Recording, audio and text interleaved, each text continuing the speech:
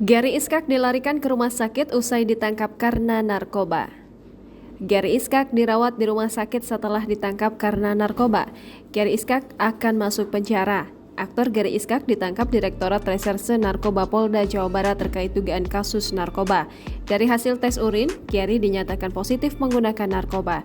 Gary yang diamankan di sebuah rumah di Jalan Pasir Putih, Kota Bandung pada Senin 23 Mei 2022 diboyong ke Mapolda Jawa Barat beserta 4 rekannya untuk diperiksa.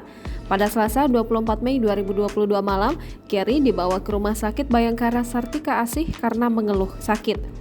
Hal tersebut dibenarkan Kepala Bidang Hubungan Masyarakat Polda Jawa Barat Komisaris Besar Polisi Ibrahim Tompo. Saat ini Gary tengah dalam penanganan medis didampingi keluarganya. Ibrahim mengatakan pihaknya belum mengetahui sakit yang diderita Gary.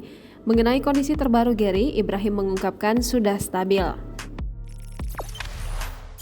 Jangan lupa subscribe, share, komen, dan like ya!